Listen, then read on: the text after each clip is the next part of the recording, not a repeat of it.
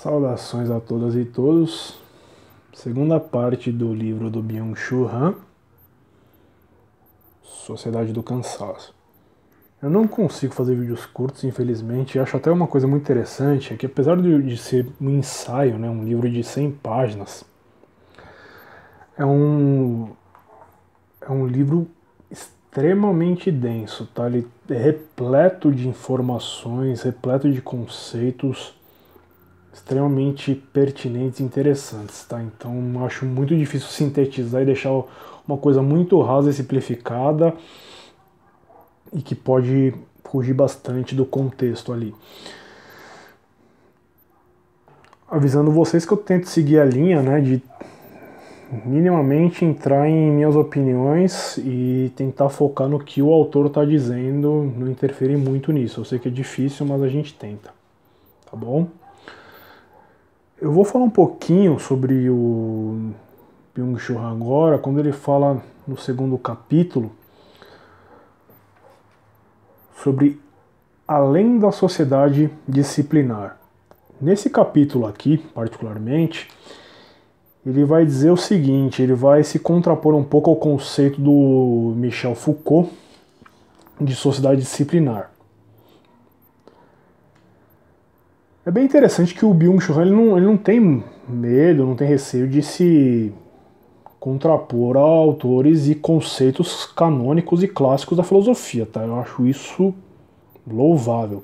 Por mais que ele possa estar errado e etc., eu acho isso bastante interessante. Então ele diz o seguinte: aquela sociedade de asilos, de quartéis e fábricas passou a dar lugar para uma sociedade de academias de fitness, shopping centers, laboratórios de genética. São outros espaços. De uma sociedade que a gente chamava de sociedade disciplinar, a gente acabou indo para uma sociedade do desempenho. Do sujeito da obediência para sujeitos do desempenho e sujeitos da produção.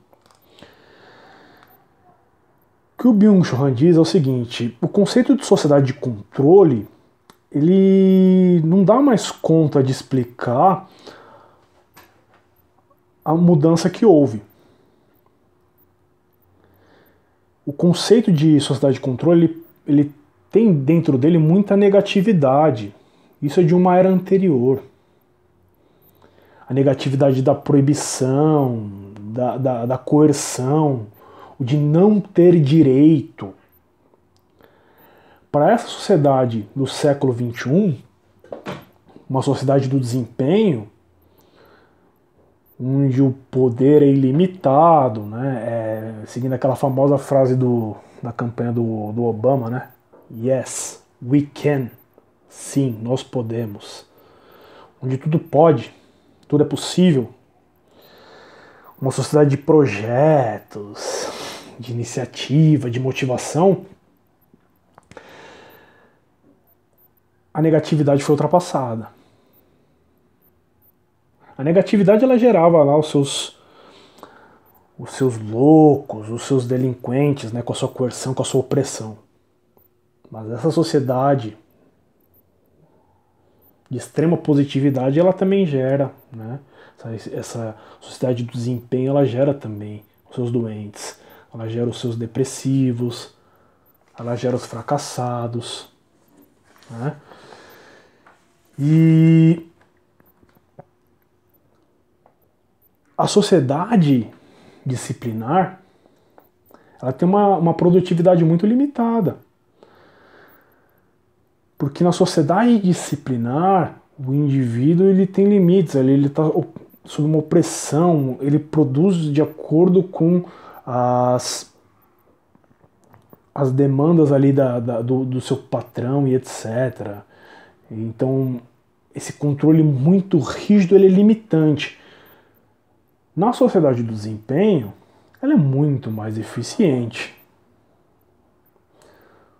O sujeito é mais rápido, ele é mais produtivo, mas ainda ele é obediente. Por quê? Porque ele acredita ser livre. Ele acredita ser livre Porém, dentro de si ainda existe o imperativo do dever. Dentro de si ainda está a questão da produção, de superar expectativas. Então é uma cobrança que não vem externamente, é uma cobrança que vem internamente. Essa cobrança que vem internamente é muito pior do que a que vem de fora, por incrível que pareça. O Byung-Chul Han, ele vai pegar um autor chamado Alan Ehrenberg, que ele diz o seguinte, o Ehrenberg, né? O depressivo não está cheio, no limite, mas está esgotado pelo esforço de ter de ser ele mesmo, de ter que ter iniciativa pessoal, de se tornar ele mesmo sempre, constantemente. E esse fracasso de você não conseguir atingir isso, de acordo com Ehrenberg, vai gerar depressão, gerada a partir do fracasso. Porém, o Han vai dizer o seguinte, não, há outros elementos mais que geram a depressão. A carência de vínculos, né? A violência do próprio sistema. Essa pressão interna pelo desempenho de ser o melhor, de produzir mais. O imperativo, né? O imperativo do desempenho, essa exigência que torna doente. Tá?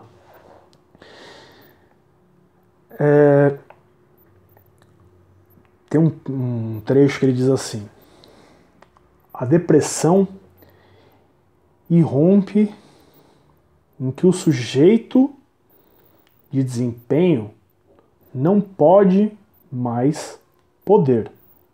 Ele é de princípio um cansaço de fazer e de poder.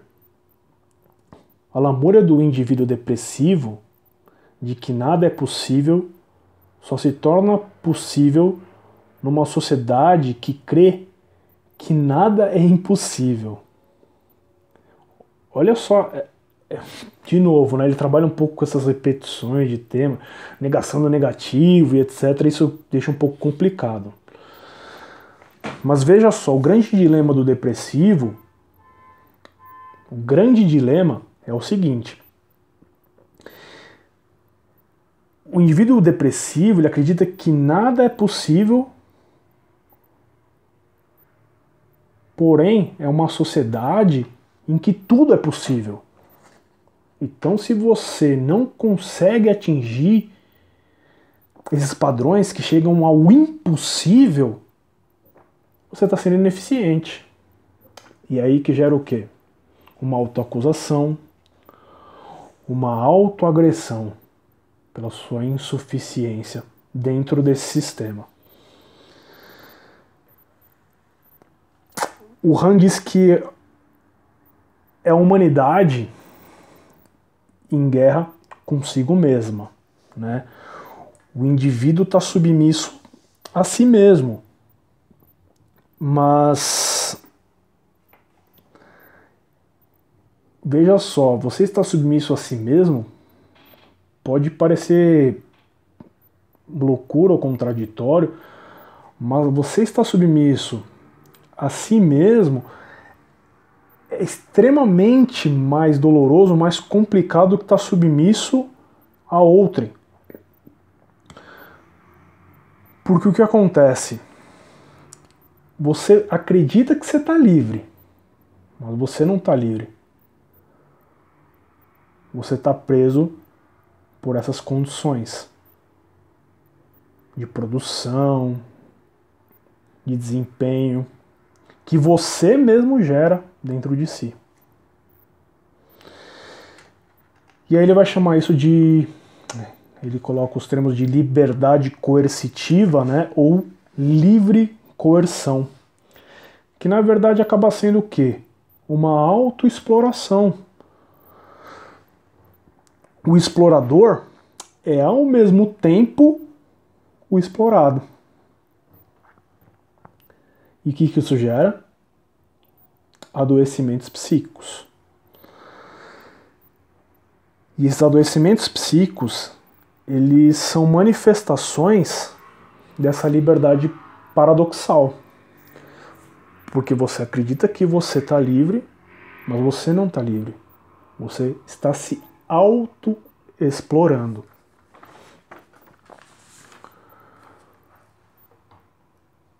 Bom, pessoal, eu vou parar por aqui. Não quero que esse vídeo fique muito longo. Nós continuamos num próximo, tá bom? Tchau, tchau.